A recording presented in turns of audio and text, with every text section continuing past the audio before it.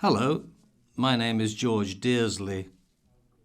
Just over 100 years ago, a farmer in Mellor called Arthur Hambleton decided to form an amateur football team. One of his sons, John, played in the side, and another, Philip, helped out with administration and kit.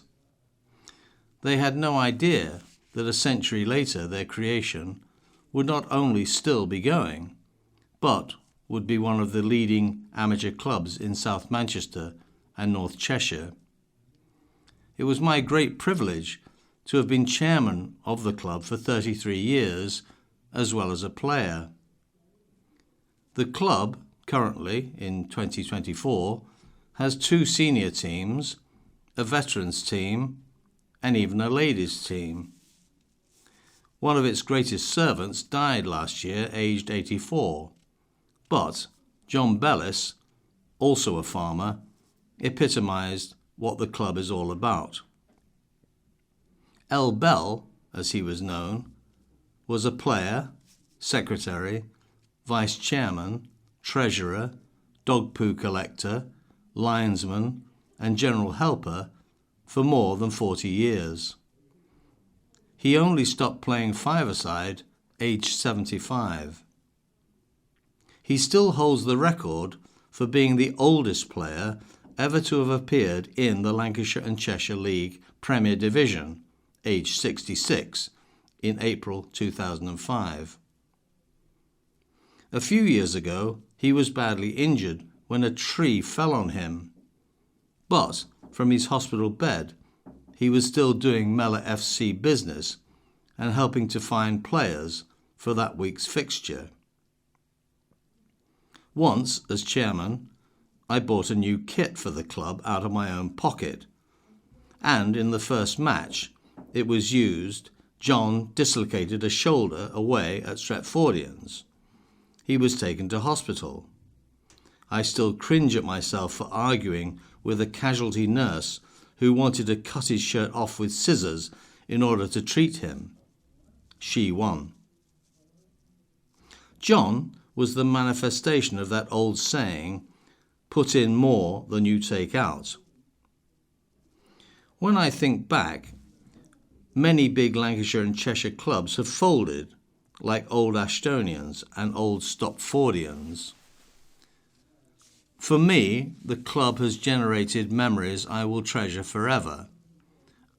And I don't just mean the winning of cup finals or divisional champions trophies.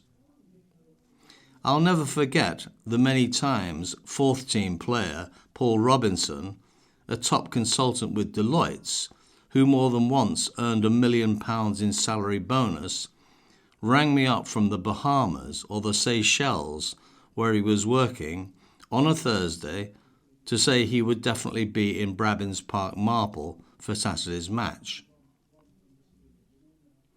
How about Ronnie Clinton, the deaf and dumb referee, who once made a player run around the pitch twice rather than give him a red card? The time the wife of Simon Holmes ran onto the pitch and threw last night's uneaten dinner at him, shouting, "You beast!"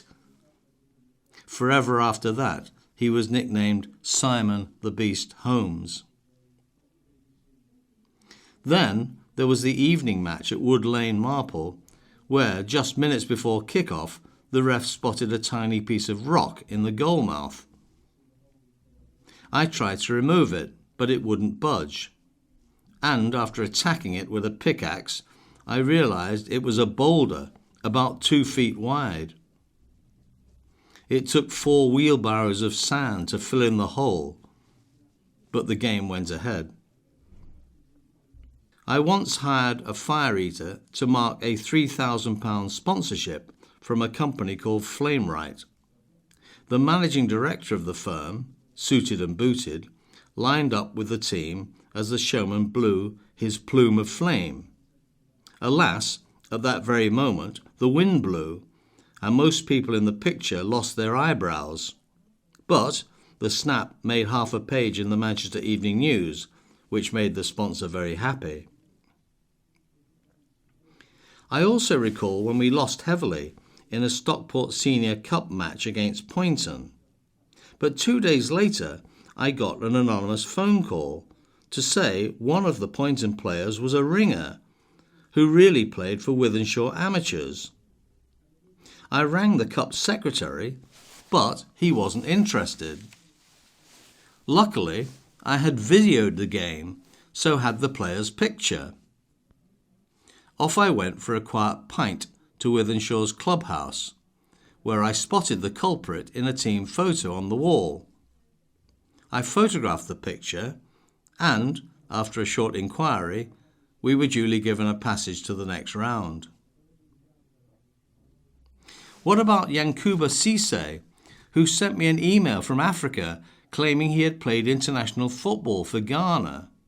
Bizarrely, it proved to be true. He'd actually played against Zinedine Zidane in a World Cup qualifier. When he came to England, of course, I signed him. The club twice provided players for major television commercials and staged a series of sportsmen's dinners featuring, amongst others, Fred Truman, Tommy Docherty, Malcolm Allison, Rodney Marsh, and comic impressionist Kevin Connolly, who went on to appear in hit shows like Dead Ringers. One of my most frustrating memories came from a match at Brabbins. Again, I'd gifted a brand new £40 Mitre Multiplex ball to the team, but after 5 minutes, the opposing goalkeeper booted it into a tree. The tree was about 40 feet high, with no branches. That night I hatched a plan. November the 5th was looming, so I went to the newsagents in Marple Bridge and bought a packet of 5 large rockets. I'd shoot the bloody ball out of the tree. The problem was they had pointed tips, and I worried that a direct hit might burst the ball. I fished in a skip and found a piece of polystyrene and carefully attached it to the tip of one of the rockets. The following morning at 6 a.m, I went to Brabbins and lined up my missile under the tree. I lit the blue touch paper and retired. The rocket ignited and made a hissing noise as it rose a few feet into the air. But my aerodynamics were all wrong. The rocket suddenly tipped over in mid-air and started heading towards me at a rate of knots. I had to fling myself full length to the ground as the fireworks shot past me and exploded near the river. Can you imagine the Stockport Express headline? Amateur Football Club chairman shoots himself with firework. As I looked up, I saw a woman dog walker in the distance, looking quizzically and wondering what had caused the blast. I duly packed up the other 4 rockets and went home. The ball is still there. On retiring as chairman in 2014, I truly felt honoured when the club bought a trophy in my name to be awarded to the first team player of the year, even though at its first outing it was left in the pub and never seen again. Thanks, Paul Swan. In Stuart Smith, I left the club in very good hands, and it was under his tenure that Mellor reached the holy grail of winning the Lancashire and Cheshire League for the first time, in the most thrilling fashion, along with other spectacular achievements, like the Vets team winning its league and also a tournament on foreign soil. Last season, the third team did a league and cup double. Amateur football in the UK is in decline. In 2021, there were 1,451,000 participants. That's 800,000 fewer than in 2016. For me, there's nothing more enjoyable than playing football with your mates, followed by a few beers and a bit of banter afterwards. I see players I knew at Mellor now coaching their kids in junior leagues, and I am confident the legacy of the Hambleton family will live on. MellorFC will continue to promote amateur football and good comradeship. Here's to another 100 years. Thank you for listening. My name is George Dearsley.